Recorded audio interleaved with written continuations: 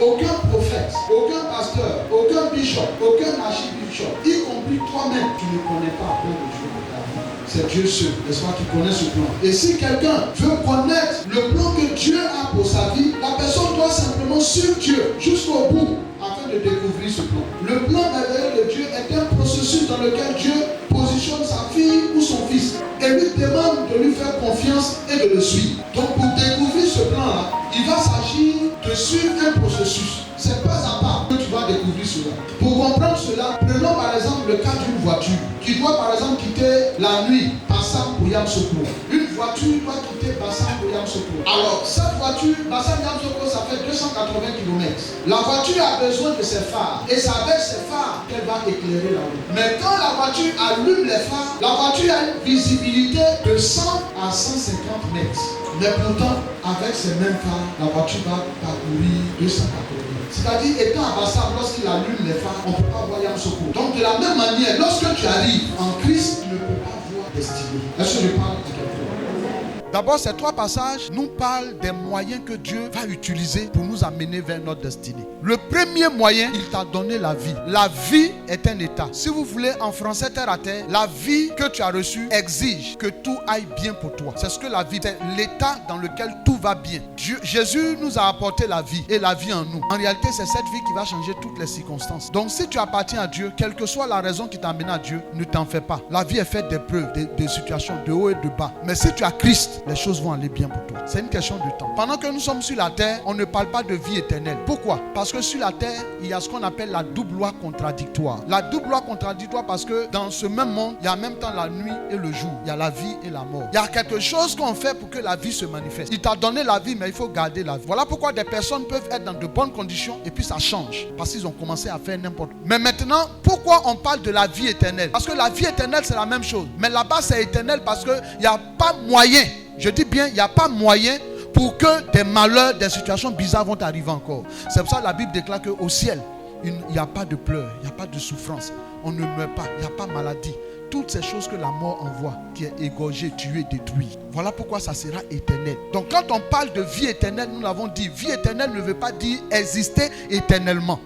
Ici, on ne parle pas de l'existence, mais on parle d'un état, dans une condition dans laquelle tu es.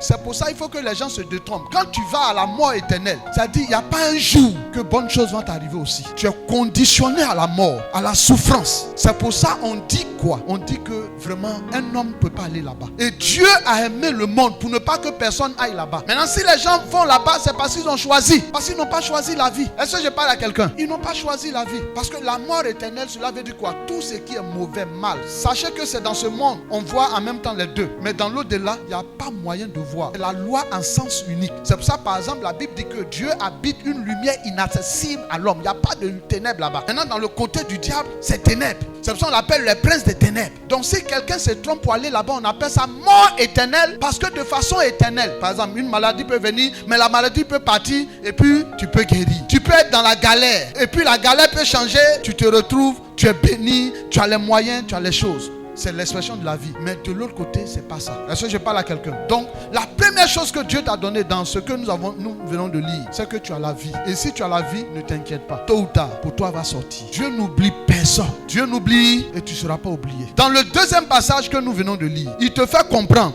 Nous ne connaissons plus désormais personne selon la chair.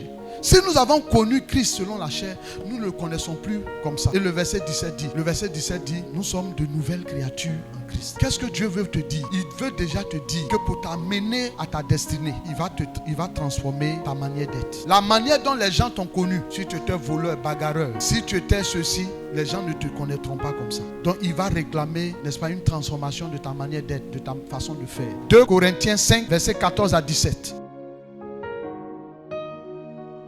Donc en clair, qu'est-ce qu'il veut dire? Dieu te met en garde déjà, il te prévient. Il te dit, ma fille, mon fils, il y a des caractères, je vais prendre. Il y a des manières de faire, je vais prendre. Et dans ça même, il est capable même de prendre même ta fonction. C'est ainsi qu'il y a des personnes qui étaient des docteurs, aujourd'hui ils sont pasteurs. D'autres étaient des instituteurs, ils sont pasteurs. D'autres étaient gendarmes, ils sont pasteurs. Il va te donner une nouvelle identité. Mais je le dis, ce n'est pas pour tout le monde. Ce qui est sûr, c'est qu'il y a des caractères, il va prendre pour mettre un autre caractère. Il y a des manières d'être. Et celui qui n'accepte pas, il ne va pas te forcer, mais si tu n'acceptes pas, tu ne verras jamais sa gloire. Tu ne verras jamais son plan pour ta vie. Pourquoi?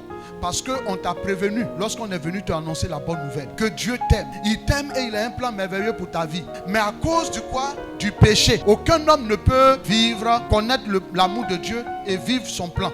Aucun homme. Et voilà pourquoi la Bible dit, tous sont péchés et sont privés de la gloire de Dieu. Donc c'est à cause du péché. Et le péché c'est quoi? C'est le contraire de ce que Dieu veut. Il veut quelque chose de nouveau. Si toi tu ne te laisses pas conduire, tu ne te laisses pas guider, tu ne te laisses pas transformer par Dieu, ça sera compliqué de vivre sa gloire. Voici le problème. Et ici là, c'est non négociable. On ne ment pas sur ça. Soit tu te laisses transformer, tu t'abandonnes totalement à Dieu. Tu lui donnes ta vie. Tu décides de conformer ta vie à Dieu. Tu décides, n'est-ce pas, d'aligner ta vie à Dieu, de le suivre pour qu'il te remplisse, pour que tu le ressembles plus. C'est ce qui va faire que rapidement tu vas aller vers sa gloire. Maintenant, le troisième élément qu'il va utiliser, c'est quoi? Ce sont les difficultés. Ce sont les problèmes. La Bible dit qu'il va utiliser toutes choses. Et nous pouvons le relire. 1 Thessaloniciens 5, 18.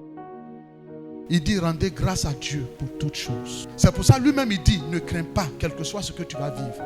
Quelles que soient les choses qui vont t'arriver. Il y a d'autres qui vont perdre leurs parents. Il y a d'autres qui vont faire des situations, des accidents. Le mari va te laisser. Vraiment, tu vas perdre ton travail. Tu n'as plus d'argent. On te prend pour ça fait rien. Tu es rejeté. Vraiment, je ne sais pas, des situations. Mais il dit rends gloire à Dieu. Il ne faut pas dire je suis maudit. Non, tu n'es pas maudit. Est-ce que je parle à quelqu'un? Donc en réalité, ce n'est pas tous les problèmes que tu vis, que tu vas courir à gauche et à droite pour dire non, je suis maudit, il faut briser, il faut faire ceci. Non, ces choses vont contribuer. Il n'y a pas quelqu'un qui n'est pas passé par là. Tous ceux qui ont suivi Dieu, demandez à Joseph, il va te dire. Demandez à David, il va te dire. Demandez à Gédéon, il va te dire. Demandez à tous ceux que Dieu a élevés en dignité, n'est-ce pas, dans son église. Ils vont vous le dire. Il n'y a pas quelqu'un. Mais en réalité, lorsque la troisième chose arrive, les situations, c'est là beaucoup. Parce que l'expérience a montré de tout temps, y compris la première église, le premier peuple capable, n'est-ce pas, face aux situations. L'homme oublie tout. C'est ce qui fait que beaucoup vous êtes en retard. Vous empêchez la main de Dieu de manifester. Sinon en réalité, la souffrance d'un enfant de Dieu ne dure pas longtemps. Mais quand vous êtes dans des situations qui durent, problème de foyer, problème de ceci ou cela, qui durent, c'est parce que très souvent, il faut revoir la manière de faire avec Dieu. Lisons quelque chose. Nombres chapitre 11, versets 1 à 6.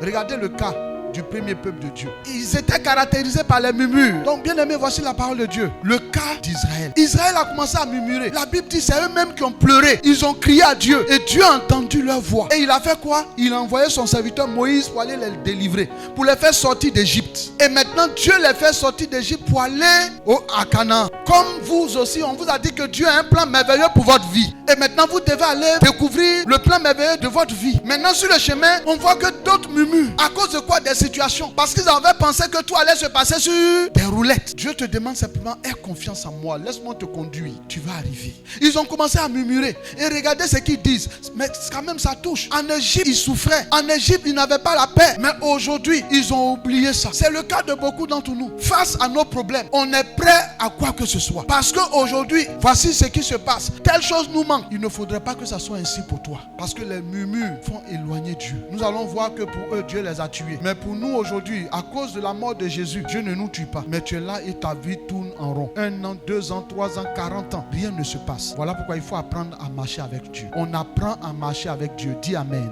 Ne marche pas n'importe comment. Il ne faudrait pas que sous prétexte, c'est-à-dire ce qui t'intéresse, c'est juste la nourriture. C'est juste, je ne sais pas, l'enfant. C'est juste, non, ta vie est plus que ça. Et qui a dit que Dieu ne va pas te donner? Mais aujourd'hui, il y a des personnes qui ne sont pas dignes. Il y a d'autres même qui étaient dans l'église. Ils sont sortis pour être dans des sectes. Ils sont devenus francs-maçons. Tu as pris ça pour combien de temps? À cause de quoi tu vas vendre ton âme? Il y a d'autres face au problème. Ils préfèrent chercher des raccourcis. Mais laisse-moi te dire, chaque fois que tu cherches des raccourcis, Dieu t'attend. Et c'est ça le drame de l'église. Beaucoup de personnes face au problème, ces personnes dépriment. Ces personnes perdent la notion de Dieu. Ils ne croient plus que Dieu soit là. Et c'est ça qui n'est pas bon. Lisons un autre passage encore. Nombres chapitre 14, verset 1. Eux-mêmes qui ont crié à cause des difficultés qu'ils ont, ils sont prêts à retourner en Égypte. Actuellement, il y a beaucoup même qui sont déjà retournés. Ils ont un pied en Égypte, c'est-à-dire dans le monde, pour avoir la solution du monde, et puis un pied à l'église. Toi aussi, si Dieu est avec toi, la situation va changer. Le monsieur est parti, mais reste tranquille. Alléluia. Face aux difficultés, face aux vicissitudes, même quand tu parles à quelqu'un, il veut te lapider, il ne veut pas comprendre. Il dit non, c'est parce que lui, il est content qu'il dit ça. Bien aimé, tu as besoin que tu crois en lui. La Bible déclare que sans la foi c'est croire en Dieu. Qu'est-ce que Moïse a fait? Moïse a dit à Dieu, si véritablement tu les tues, les gens vont dire c'est parce que tu ne pouvais pas. Tu ne pouvais pas les amener, il les a fait sortir et puis tu les as tués. Bien aimé, qu'est-ce qu'il faut comprendre? Quand Dieu a appris ça, il a dit c'est vrai. Dieu tient compte, n'est-ce pas, de ce qu'on dit de lui. C'est pour ça qu'il a dit quelque part, à cause de vous, mon nom est gâté. Ne permets pas que le nom soit gâté, le nom de Dieu. On injurie Dieu à cause de toi. Mais permets que le nom de Dieu soit glorifié. Face à tes difficultés, apprends à rester fidèle à Dieu. Parce que ce Dieu est digne de confiance. Ce qu'il dit,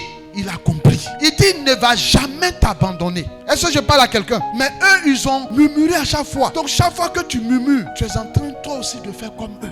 Et le contraire, les situations par lesquelles tu passes serviront de tremplin pour parler davantage de lui. Bien aimé, il y a un secret pour vivre le plan de Dieu. Et le secret pour vivre le plan de Dieu, c'est l'obéissance à sa voix. L'obéissance à sa voix. Il faut obéir à la voix de Dieu. Quel que soit Alpha, quel que soit ce que tu vis, ne laisse pas les circonstances te conditionner pour faire n'importe quoi. Mais quel que soit ce qui se passe entre toi et ton mari, entre toi et tes enfants, entre toi et ton patron, entre toi et tes soeurs, entre toi et qui que ce soit, marche toujours selon la parole de Dieu. Que ça soit quelque chose qui soit dans ta tête. Parce que chaque fois que tu vas laisser pour Dieu, pour faire ce qui te plaît, la mort va jalonner ta vie. Lisons Ésaïe 48, versets 17 à 19. Lisons encore Psaume 81, versets 11 à 17. Bien aimé, dans tous ces passages que nous venons de lire, Dieu parle de quoi? C'est l'obéissance à sa parole. Il faut suivre Dieu, suivre Jésus, accepter Jésus, c'est faire les choses comme ce qu'il a dit. Garder sa parole. Bien aimé, qu'est-ce que Dieu te demande dans tout ça? Obéir à sa parole. Dans la pratique, cela veut dire quoi? Quel que soit ce que tu vas faire, il faut marcher selon la parole. Dieu te demande de garder sa parole. Obéis simplement à Dieu, vaille que vaille. Amen. Acclame la parole de Dieu ce matin.